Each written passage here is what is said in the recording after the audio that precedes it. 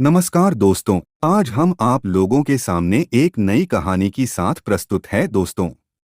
भगवान विष्णु के मोहिनी रूप पर शंकर जी मोहित कैसे हुए, आइए कहानी के माध्यम से सुनते हैं। समुद्र मंथन से निकला अमृत कलश दैत्य और देव एक दूसरे के हाथों से छीन रहे थे। इसी बीच एक मनोरम स्त्री उनके बीच में चली आई। सभी उस मनोरम स्त्री के सौंदर्य को देख हठात मोहित हो गए। वे सभी आपस का झगड़ा भूलकर उन मनोरम स्त्री के पास दौड़कर गए।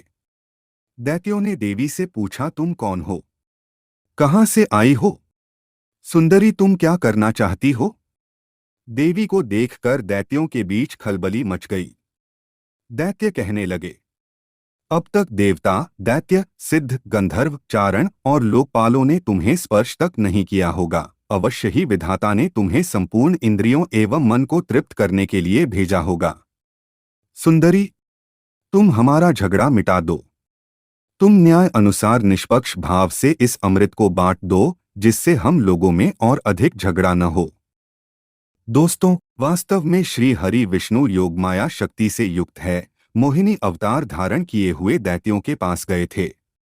योगमाया शक्ति के प्रभाव से तीनों लोकों में ऐसा कोई भी नहीं है जिसे वश में नहीं किया जा सकता है। यही योगमाया शक्ति आदि शक्ति है। दोस्तों, दैत्यों की प्रार्थना पर तीनों लोकों को मोहित करने में समर्थ मोहिनी देवी ने दैत्यों हंसकर कहा, मैं माया हूं तथा आप महर्षि कश्यप के संतान हैं। मुझे न्याय का भार क्यों दे रहे हैं?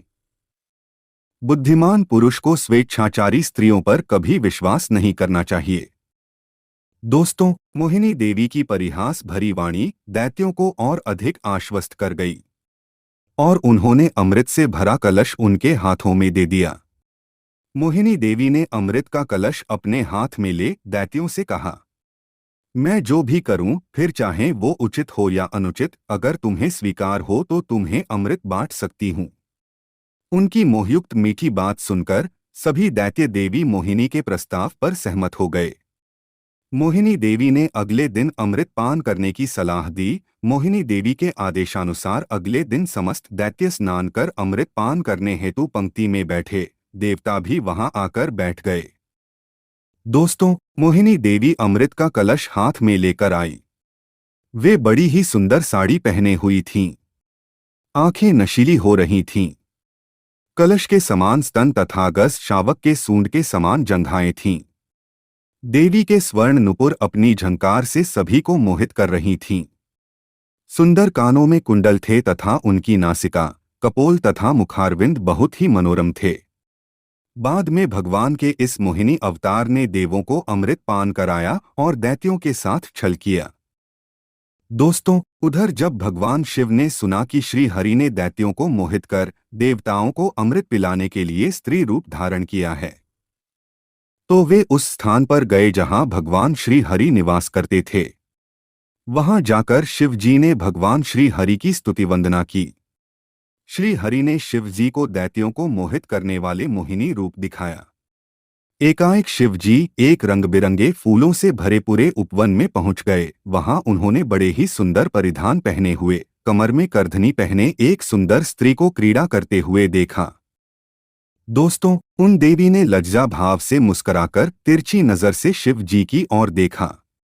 बस फिर क्या था, कामदेव को भस्म करने वाले भगवान शंकर का मन उनके हाथ से निकल गया। वे मोहिनी देवी को निहारने लगे। उनकी चितवन के रस में डूबे हुए शिव जी इतने भावातुर हो गए कि उन्हें अपने आप की भी सुध न रही। जहां भगवान शंकर की मोहिनी देवी पर आंखें लग जाती थीं, लगी ही रहती थीं, तथा उनका मन वही रमण करने लगता था। वे मोहिनी देवी के अत्यंत आकृष्ट हो गए थे। उन्हें मोहिनी भी अपने प्रति आसक्त जन पड़ती थीं। उनके हाव भाव के शिव जी का विवेक शून्य हो गया था तथा वे कामातुर हो गए थे। अपने वैरी कामदेव से मानो परास्त होकर महादेव जी विष्णु के मायामय मोहिनी रूप को जानकर भी पीछे पीछे दौड़ने लगे। दोस्तों, पार्वती जी का ख्याल त्याग कर शंकर मोहिनी के पीछे लग गए। उन्होंने उन्मत्त होकर मोहिनी के केश पकड़ लिए। मोहिनी अपने केशों को छुड़वाकर फिर वहां से चल दी। शंकर जी फिर उसके पीछे पीछे दौड़ने लगे। मोहिनी जी का रूप देखकर भगवान शंकर का वीर्य स्खलित हो गया। उस समय पृथ्वी पर जहां जहां भगवान शंकर का वीर्य गिरा, वहां वहां शिवलिंगों का क्षेत्र एवं सुवर्ण की खानें हो गई। तत्पश्चात यह माया है, ऐसा जानकर भगवान शंकर अपने स्वरूप में स्थित हुए। दोस्तों, भगवान की माया कोई ना समझ सके।